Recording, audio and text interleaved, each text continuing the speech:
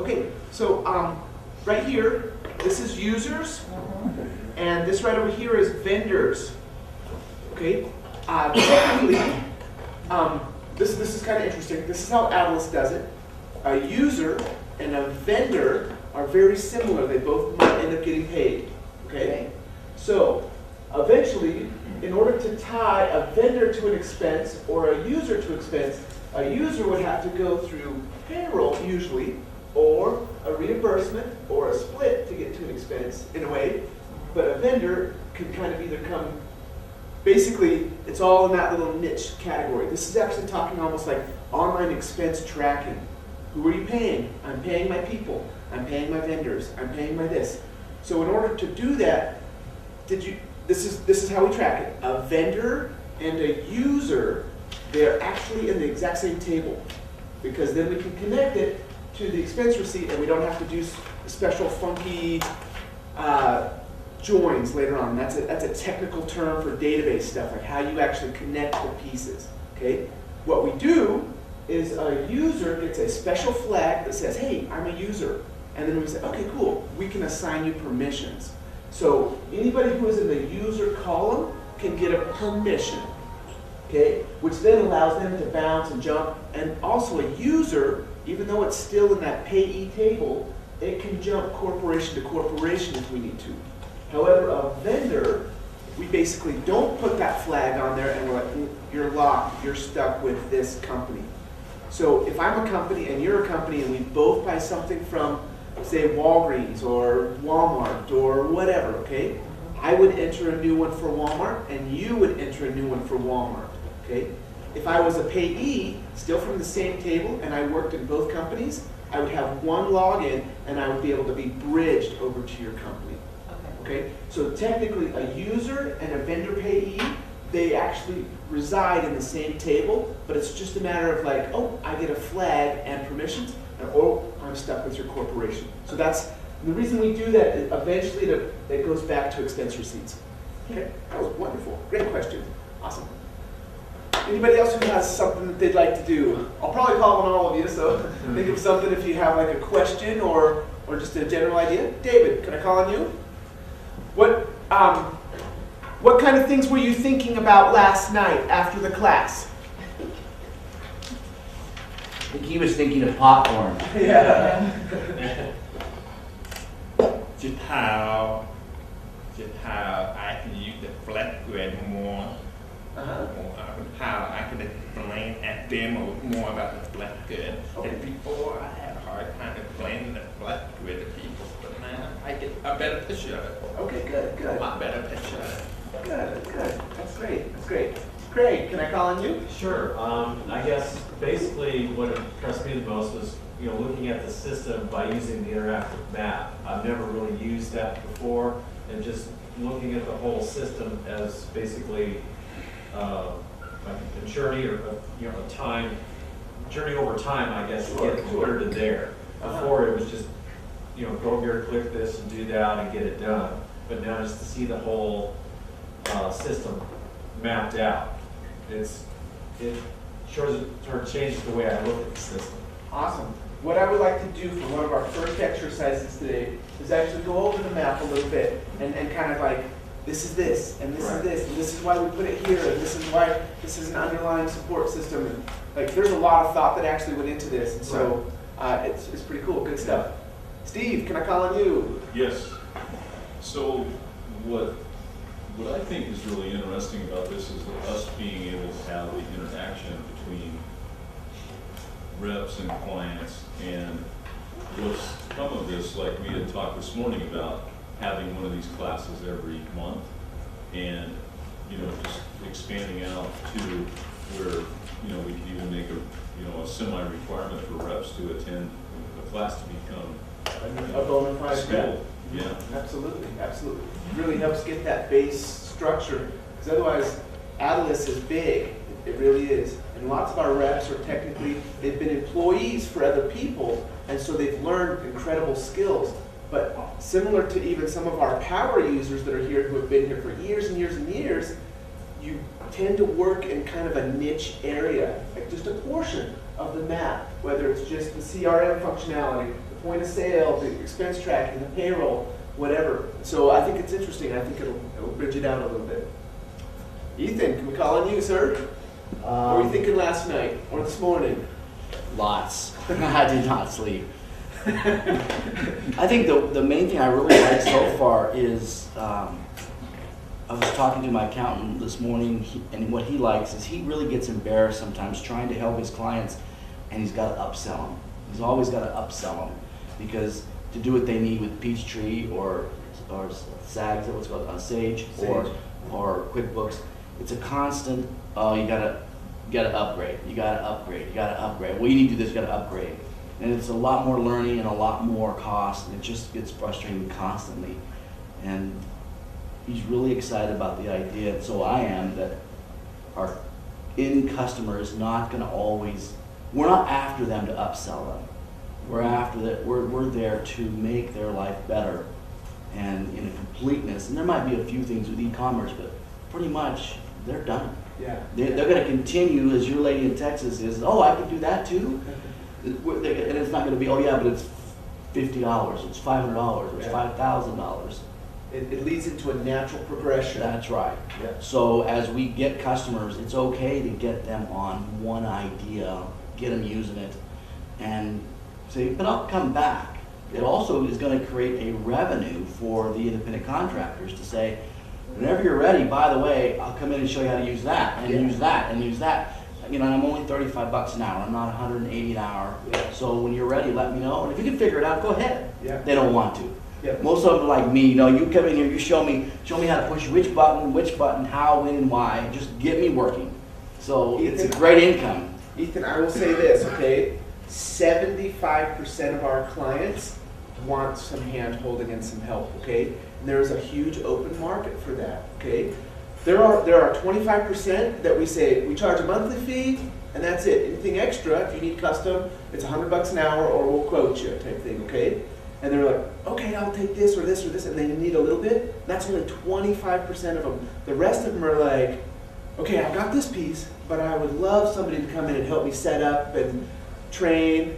I need to enter all my inventory. Do you have a team to help me? Like, I've actually made deals because we actually said, I've got 5 people I can bring. And they're like, oh, because what happens is most companies, they have just a certain number of employees and it's enough to run their business, okay?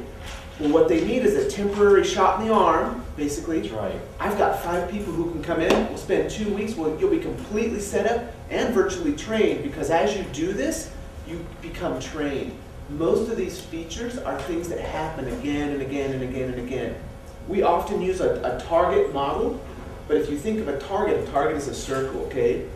The wider outside ones, that's what you're doing every single day. Bam, bam, bam, bam, bam. And it's all automated. As it gets further and further towards the middle, that's the ideal goal, but often some of those things actually happen less often, okay? How often are you able to hit a perfect bullseye type thing, okay? It's less. You're gonna get on the target every single time you do it if you're there, but like as you get down, that's less and less automation. It might be a little bit more of a manual process, but those outside rings that are the primary key things, we automate that. And once they learn that, they get going and going and going. To comment on your thing as far as like setting up, and this is just my philosophy, okay? I have seen the best success where a company actually starts and says, I want to do inventory tracking, I want to do customers, or they almost pick a portion or a couple of small portions and they focus on that for a month, 2 months. By the time they've got that piece totally wired, they're ready for that next piece, which opens up opportunities for outside reps. It's great trading, but look at the concepts you already have. They already know how to bounce. They've heard this thing called quick search. They know how to create a cart. They know how to create a log. They know how to create they already have some of this terminology that if we go right from the beginning, it's kind of hard to be like, here, and it's kind of like we have to like almost puke it out, and they're like, whoa, that's too much. But if they take a piece, they'll love it, and then they'll say, you can do that? Oh yeah, it's put right here. And we're going to keep doing that a little bit later on today. Any other comments on that? Wanted to give you another chance if you had anything. No, what's nice is on the other side of this, we've got an industry that is already giving this away. There's free things like this, even free. Just get online, But the truth is, you nailed it. Most people, for that, there's entrepreneurs out there, they don't need us at all. They can do this creative, they'll piecemeal their own thing, it's all there already. Sure. That's not the bulk of the customers. The bulk of the customers they're overwhelmed with their business, and they need a business that has this, integrated it, and will hold their hand and get them started. That combination is what's making us, it's gonna make you guys unique right now. Correct. And as a part of that comment, and just to comment on this, I would say that our portion of this is we would like to focus on the system and the features. And we openly are going to solicit outside reps and stuff like that. And one of the neat things about that is it opens up job opportunities, potential. It's basically almost like the whale that has the little fish that kind of comes in and cleans its teeth and stuff like that. It doesn't eat the fish or anything like that. It becomes a symbiotic relationship. And so it's kind of an interesting concept there. Interesting. Great. Who have I not called on? Sherry O, can I call on you? What were you thinking last night or this morning, besides your cartoons? I did Scooby-Doo and SpongeBob. Absolutely, started the day. I find it extremely fun to watch people learn how to work in Atlas. And it was fun to watch everybody work yesterday. I could tell when we started our first day of training, it was driving them nuts. I don't have a password, I don't have a login. And then to watch them work through it, create it, and even problem solve with Shannon, going back to her own permissions. To me, that's fun. Just because I got to grow with Atlas, and I'm one of those that change doesn't bother me well, certain change. So it was fun. As well as I'm enjoying being forced to learn in areas that I don't play well in. And I learned to find out that you love to play. Yeah, it doesn't bother me because it won't blow up and I know how to fix it if need be. But Brandon knows we are creatures of habit. And my main focus is in certain areas. Unless you make me, I don't go play there. So I find that fun, as awkward as that sounds. So that's what I thought about last night. I think that's great. That's great. Shannon, can I call on you? Yes, I didn't think about anything last night. Not to offend anyone. But this morning when Craig was talking about how it's been fun to work through the system, I was thinking about a concept that we did with some of my internships. They really wanted us to use systems thinking, which is really a different kind of thinking than something linear or something you're doing maybe with your T-books that really has a very structured setting and or a very linear progression. But this is very dynamic and very dimensional. So it is a different way of thinking, obviously. You run into that with Adilas, but it really does require a different way to think about it, to use it effectively. Awesome. Great. Wayne, do you have any comments? I would say all data is not created equal. And the tracking is a big deal. Yeah. You can have data that's not very sound and you can't track it and it doesn't always tell the truth, but I think what you guys do is follow it from A to Z and can pick it up at L or wherever you need to, and I think it's going to tell a story, and I think that you need to make sure that people know that that's what you do, that you really tell a story with the data. And so it's a big deal when you need to come back to it, like the audits or like the whatever. So Awesome.